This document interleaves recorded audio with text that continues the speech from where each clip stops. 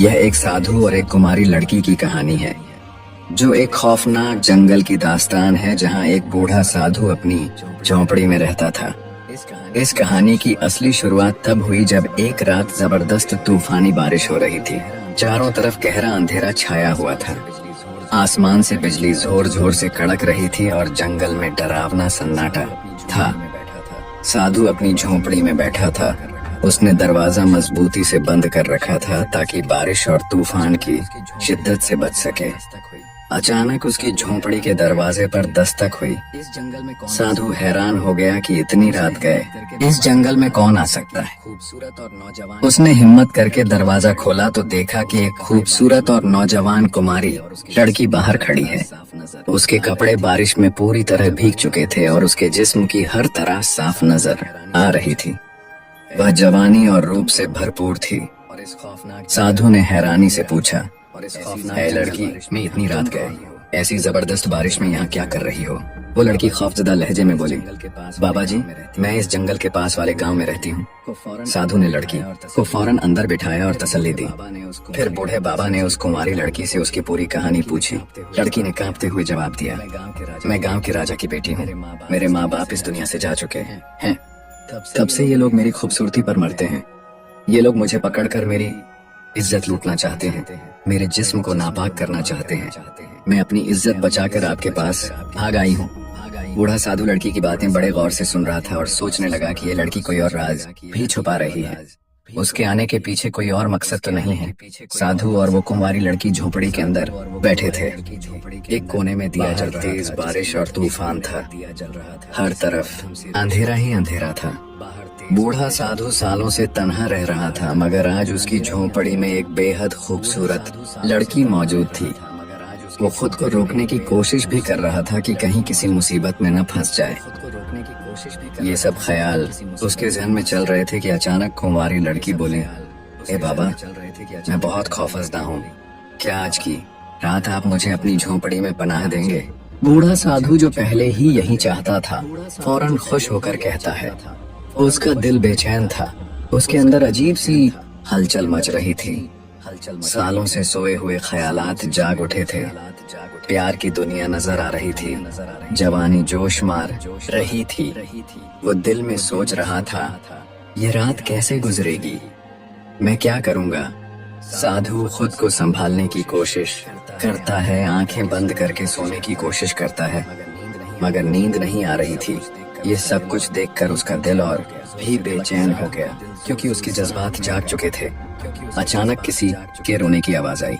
साधु चौंक गया और जल्दी से लड़की के पास गया तो उसने देखा कि वो लड़की रो रही थी। साधु ने पूछा, "ऐ लड़की, क्या हुआ? तुम क्यों रो रही हो?" लड़की ने डरते हुए जवाब दिया, "मेरे साथ कुछ ऐसा हुआ है जो मैं किसी को नहीं बता सकती।" ये सुनकर साधु हैरान रह गया और बोला, "ऐसी क्या बात है जो तुम मुझसे नहीं बता सकती? आखिर कौन सा राज छुपा रही हो तुम?" वो लड़की कांपते हुए बोली, "मैं कोई अच्छी लड़की नहीं हूँ। मैं एक बुरी लड़की हूँ। मैं अच्छे काम नहीं करती। मैं बहुत प्यासी हूँ।" फिर उसने एक ऐसी बात कही कि साधु का खून ही सूख गया। वो साधु की तरफ देखकर बोली, "मैं कोई आम लड़की नहीं हूँ। मैं एक भटकी हुई रूह हूँ।" उसके पैरों तले जमीन खिसक गई। वो डर के मारे घबरा कर बोला, "अगर तुम एक रूह हो तो मैं ये कैसे और किससे मान लूं?" लड़की ने कहा, "मैं उसके जाल में फंस गई थी और उसने जबरदस्ती मुझसे शादी कर ली, मगर मैंने उसे अपनी इज्जत पामाल नहीं करने दी। मैंने उसे शादी की पहली रात अपने करीब नहीं आने दिया। इस पर वो गुस्से में आ गया और मुझे मारने लगा। जब वो मुझे कत्ल कर रहा था तो उसने कहा था कि मेरी रूह तब तक आजाद नहीं होगी जब तक मैं किसी नेक इंसान या साधु के साथ हम बिस्तर न हो जाऊं।" ये सुनते ही साधु कांपने लगा। वो लड़की उसका हाथ थाम कर बोली, "मैं झूठ नहीं बोल रही। अगर तुम आज रात मेरे साथ न सोए तो मैं हमेशा के लिए इस जंगल में भटकती रहूंगी और मेरी रूह को कभी सुकून नहीं मिलेगा।" साधु का दिल जोर जोर से धड़कने लगा। लड़की अपने नर्म हाथों से उसके जिस्म को छू रही थी, मगर वो परेशानी में था। इतने में बाहर से किसी की भयानक आवाज झोंपड़ी के बाहर आया। साधु ने पलटकर झोंपड़ी के अंदर देखा, मगर वो लड़की खामोशी से खड़ी थी। उसने कोई जवाब नहीं दिया। अचानक एक साया उसके करीब आकर गरजदार आवाज में बोला, "मैं वही हूँ जिसने इस लड़की को तुम्हारे पास भेजा।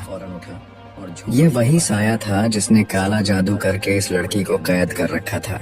वो साया जोर से हंसने लगा और बोला, साधु, तुम मेरे जाल में फंस चुके हो, अब तुम भी भटक चुके हो। साधु ने कहा, तुम्हारा काला जादू मुझ पर असर नहीं करेगा। तुमने सोचा था कि मैं एक खूबसूरत लड़की को देखकर मैं भटक जाऊंगा, लेकिन नहीं। ये सुनते ही लड़की ने अपनी नजरें झुका ली, जैसे वो भी शर्मिंदा हो रही हो।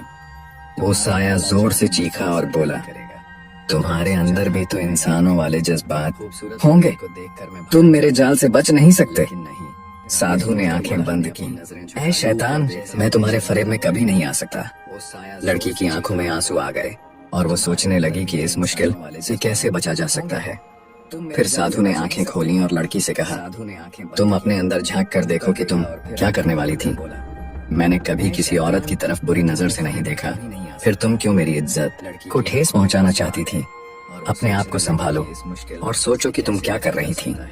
ये सुनकर वो साया जोर से हंसा और बोला, ऐ साधु, अब बहुत देर हो चुकी है। लड़की ने साधु की तरफ देखा और आहिस्ता से कहा, मुझे कुछ नहीं मालूम कि सही क्या है और गलत क्या। मैं सिर्फ इतना जानती हूँ कि मेरी रूह को सुकून मिलना चाहिए और आजाद होना चाहिए। साधु ने खुद के लिए जीना होगा, ये जंग तुम्हें खुद लड़नी होगी। साधु की बात सुनकर वो लड़की चौंक गई। उसने गहरी सांस ली और कहा, तुम बिल्कुल सही कह रहे हो, ये जंग सिर्फ मेरी है और मैं खुद लड़ूंगी। फिर उसने अपनी आंखें बंद कर ली। उसी लम्हे साया दहाड़ते हुए बोला, क्या तुम मुझे शिकस्त देने के लिए तैयार हो? लड़की ने मजबूत लहजे में कहा, हाँ, मैं तुमसे लड़ने के लिए तैयार हूँ, तुम भी तैयार हो जाओ। फिर उसने धीरे धीरे अपना हाथ उठाया और उस साए को पकड़ने की कोशिश की। जैसे ही उसने साए को छुआ, तेज हवा चलने लगी और साया हवा में उड़ने लगा। वो साया खुद को बचाने के लिए तड़पने लगा, मगर अब उसका बचना नामुमकिन था। लड़की ने हिम्मत से उस साए को नेस्तनाबूद कर दिया। जब सब कुछ खत्म हो गया तो उसने आहिस्ता से अपनी आंखें खोली और अपने सामने साधु को पाया और उसे एहसास हो गया था कि वो कुछ गलत करने जा रही थी। वो साधु के कदमों में गिर पड़ी और बोली, मुझसे बहुत बड़ी गलती होने वाली थी, मगर आपने मुझे बचा लिया। मैं दिल से आपकी शुक्रगुजार हूँ। साधु मुस्कुराया और बोला, कोई बात नहीं, अब तुम यहाँ से जा सकती हो। लड़की ने सिर झुकाया, आंखों में आंसू लिए और खामोशी से उस जंगल से निकल गई। हमेशा के लिए उसकी रूह आजाद हो गई थी। उसकी आंखों में